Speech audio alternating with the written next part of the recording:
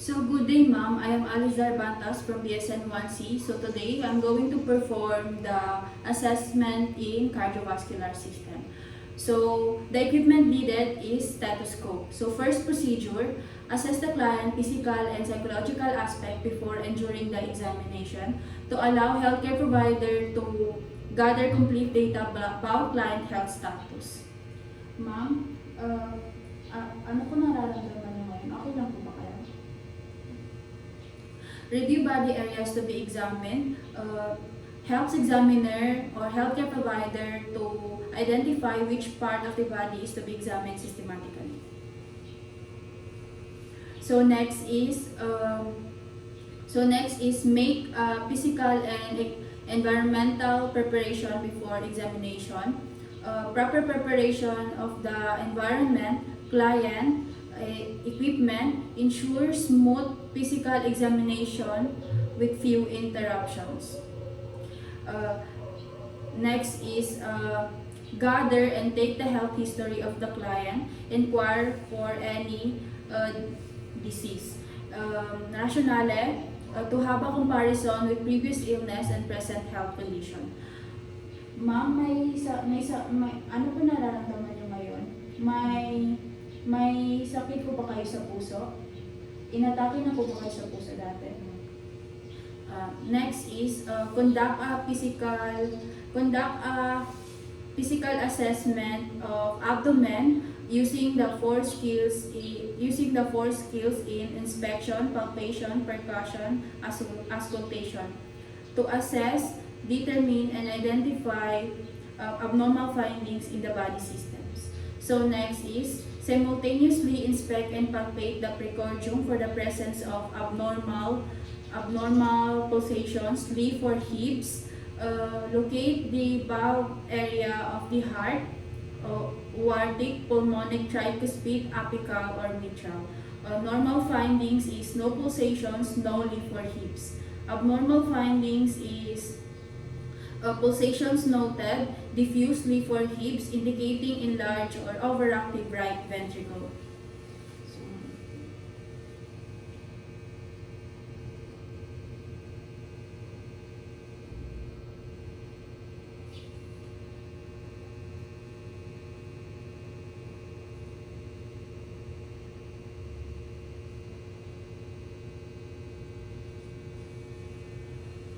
So next is inspect and palpate the epigastric area at the base of the sternum.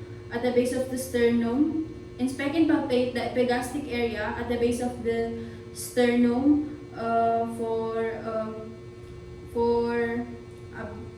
inspect and palpate the epigastric area at the base of the sternum for aortic pulsations.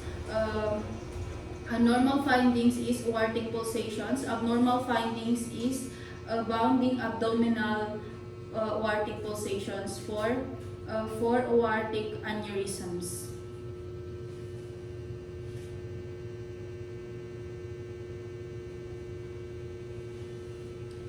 Next is auscultate the heart in all four anatomic sites: aortic, pulmonic, tricuspid, apical, or mitral. In every areas of auscultation, distinguish both S1 and S2 sounds. For the normal findings is S1, usually heard at all sites, usually louder at the apical area.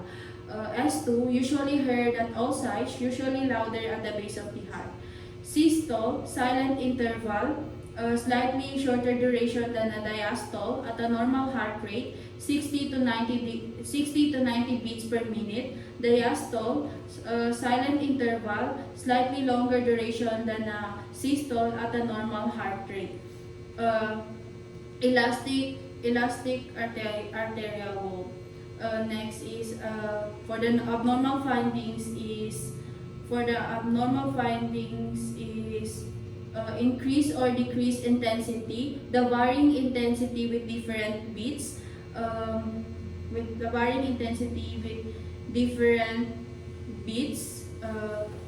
increase intensity at the aortic area, increase intensity at pulmonic area, in elastic arterial wall.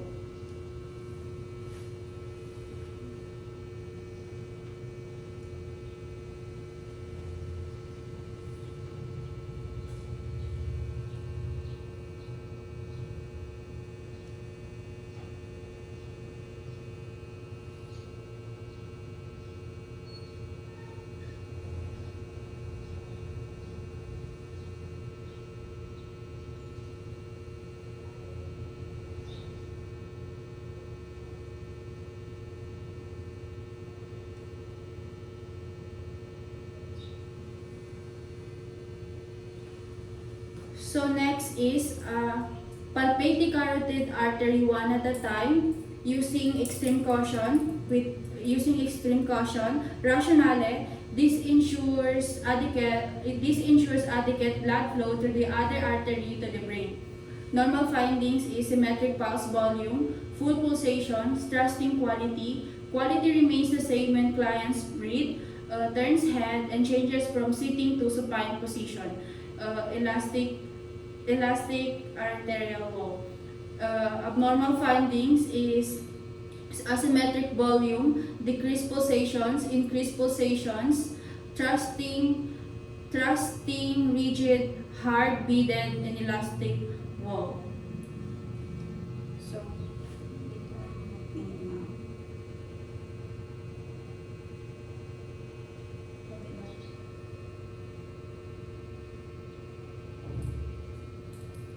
next is auscultate the carotid artery one at a time.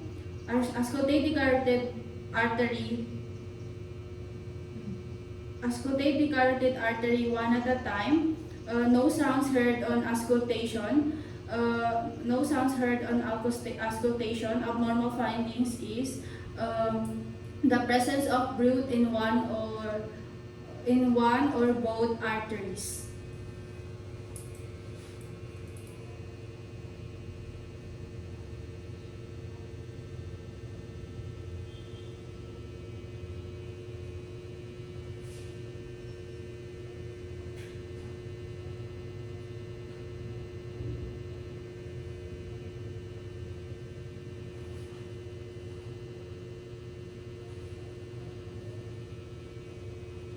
Next is inspect the jugular veins one at a time for distension. Normal findings is veins not visible. Abnormal findings is veins visibly distended. Next is if the jugular distension is present, assess the jugular venous pressure. For the rationale, the external jugular veins are more easily affect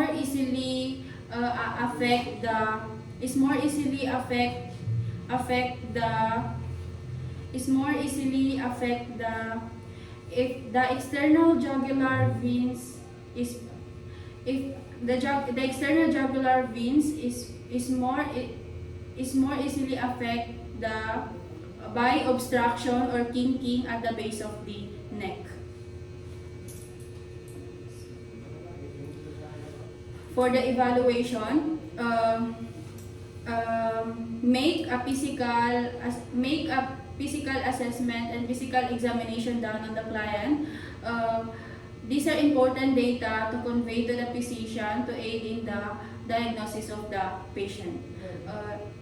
Next is record or document and report any pertinent findings found during the assessment to appropriate personnel to provide accurate data in the care of the client.